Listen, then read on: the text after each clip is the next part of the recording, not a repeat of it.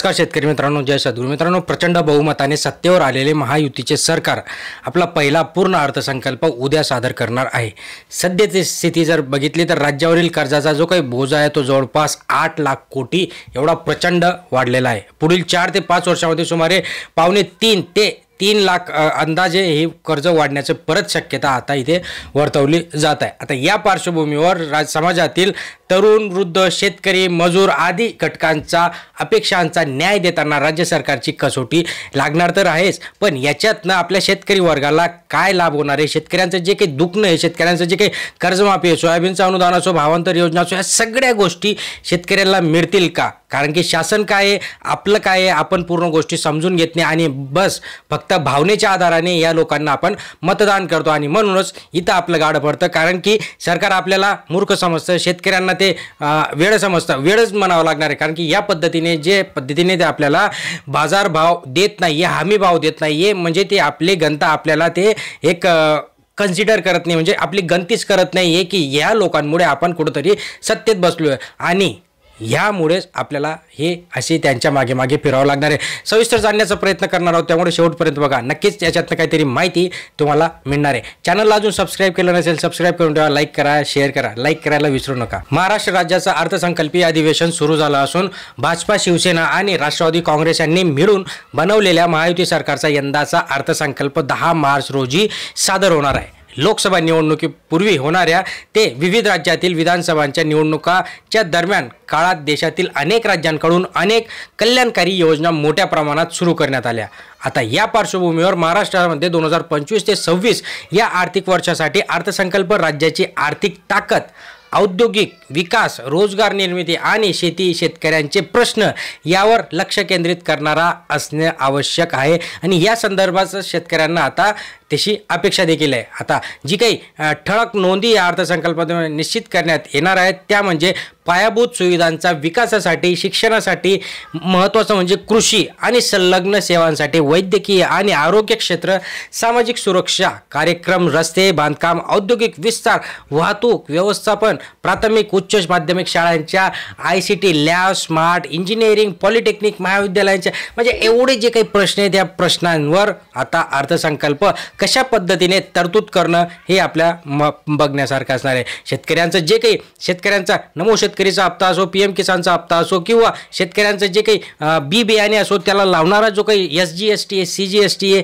त्याच्यावर असो, ह्या सगळ्या गोष्टी. सर्वात महत्त्वाची बाब म्हणजे अर्थसंकल्पातनं राज्य हे विकास, तांत्रिक आणि शेती संदर्भात गरिबांचे कल्याण आणि पायाभूत सुविधांचा विस्तार लक्षात घेऊन कार्य करीत असताना शेतकऱ्यांच्या वतीने शेतकऱ्यांसाठी मांडला जाणारा अर्थसंकल्प असणार आहे का? कारण की नाविन्य आणि स्वावलंबनाकडे वाटचाल करत असताना हा अर्थसंकल्पाचा दृष्टिकोन राज्यातील राष्ट्रीय आणि जागतिक गुंतवणुकीचे केंद्र बनवण्याच्या दिशेने एक मजबूत पाऊल असणार आहे का?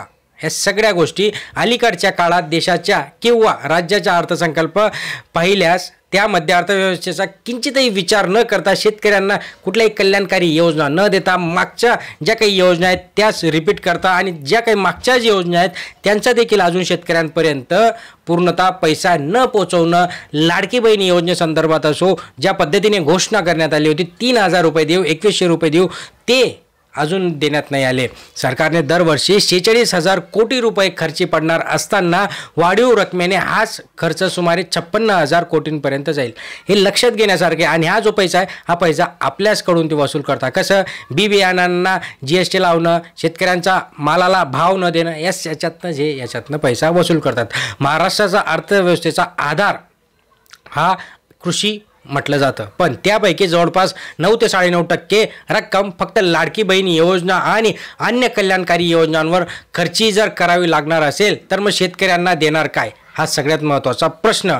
अर्थसंकल्पीय तरतूद 10 ते 10.5 कोटींची असली तरी प्रत्यक्षात आता याच्यामध्ये ज्या काही योजना राबवतोय सरकार, त्याच्यामध्ये कोणत्या योजनेला किती पैसा हा सरकार देऊ शकणार याच्यावर देखील विचार करावा लागणार आहे. आणि म्हणूनच उद्या उद्या हा जो काही अर्थसंकल्प सादर होणार आहे त्या संदर्भात आपल्याला सगळ्या शेतकऱ्यांना हे स्पष्ट असणं गरजेचं आहे, कारण की आपल्याला देखील अर्थसंकल्प म्हणजे काय हे खूप महत्त्वाचं आहे आपल्या शेतकऱ्यांसाठी समजणं. आज घडीला जर राज्यातील असंख्य महिला, विद्यार्थी, वृद्ध, बेरोजगार युवक यांच्या रूपात कोट्यवधी नागरिक राज्यांकडून आर्थिक मदतीच्या अपेक्षेने उभे असताना शेतकऱ्यांना काय मदत मिळते यासाठी शेतकऱ्यांचे डोळे आता लागलेत. केवळ कर्जमाफी किंवा दर काही महिन्यांनी पैसे देणे हा दीर्घकालीन पायाभूत आणि शाश्वत उपाय नसून शेतकऱ्यांना हमीभाव देणं गरजेचं आहे. कल्याणकारी राज्याच्या संकल्पनेत जे मागे पडतात त्याचा हात घेऊन त्यांना पुढे कसं नेता येईल, त्यांना अनुदान वगैरे देऊन त्यांच्या खात्यामध्ये पैसे कसे टाकून शेतकऱ्यांना कसं तारता येईल, हा खरा अर्थसंकल्प. अनेक अर्थतज्ञांनी सांगितलं की नेमके वंचित निवडून त्यांना सबळ करणं यातला फरक हा समजला पाहिजे सरकारला. राज्यातील कंत्राटदार आणि अभियंत्यांची सुमारे 1 लाख कोटी रुपयांची थकबाकी देणं राज्य शासनाकडून पेंडिंग आहे. त्याच्यात शेतकऱ्यांना हे सरकार कधी देणार? जे काही पीक विमा पडलेला आहे शेतकऱ्यांचा तो मिळणार कधी? मुंबई महानगरपालिका 2025-26 या आर्थिक वर्षाच्या अर्थसंकल्पात वाढ करण्याचा विचार सरकार करते, पण या संदर्भात जर शेतकऱ्यांचे अनुदान आहेत तर ते शेतकऱ्यांचे अनुदान वाढवण्याचा सरकार का विचार करत नाही, हा प्रश्न आपण आपल्या निवडून दिलेल्या आमदारांना विचारणं गरजेचं आहे. दुसरी महत्त्वाची बाब म्हणजे अलीकडे राज्य सरकारने दिलेल्या माहितीनुसार 2024-25 या वर्षात अर्थसंकल्प केलेल्या तरतुदींमध्ये 50%पेक्षाही जास्त निधी सरकार खर्च करू शकलेला नाही. सरकारच्या विविध विभागाकडून फक्त 43% निधी खर्च झालेला असून सद्यस्थिती राज्यातील कर्जाचा भार जवळपास 8 लाख कोटी एवढा प्रचंड वाढताना आपल्याला दिसत आहे.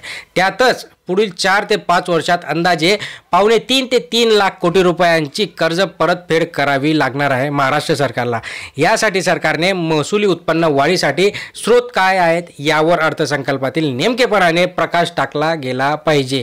अन्यथा शेतकऱ्यांना जर बाकी लोकांना ज्याच्यातनं काही मिळत नाही तर मग शेतकऱ्यांना हे सरकार कन्सिडर करतं की हे फक्त आपल्याला निवडणुकीसाठी उपयोगात पडतात.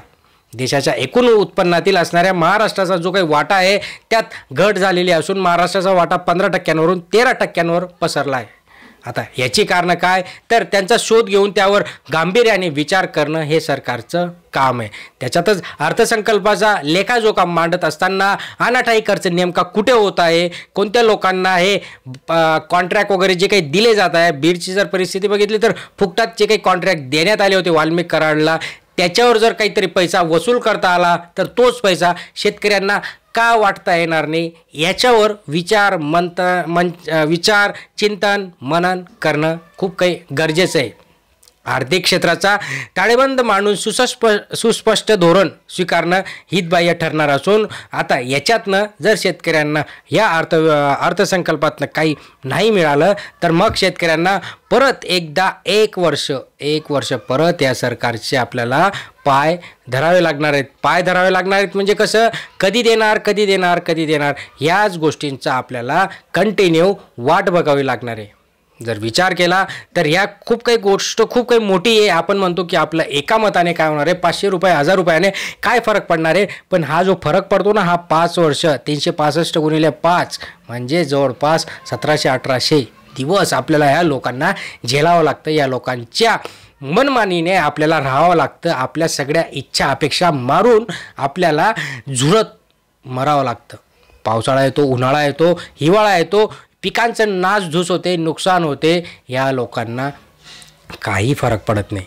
आयात करताय हरभरा महाराष्ट्रात भाव देणं सोडून ऑस्ट्रेलियातून हरभरा आयात करताय. एवढा या सरकारची मजल झाली. आणि म्हणूनच उद्याचा जो काही अर्थसंकल्प येणार आहे त्याच्यावर आपलं सगळ्यांचं लक्ष असणार आहे. त्याच्यातनं नेमकं ॲनालिसिस आपण करण्याचा प्रयत्न नक्कीच करणार आहोत. त्यासाठी तुम्हाला लाईक करावं लागणार आहे, जास्तीत जास्त शेअर करा, सबस्क्राईब करा अजून केलं नसेल तर. धन्यवाद.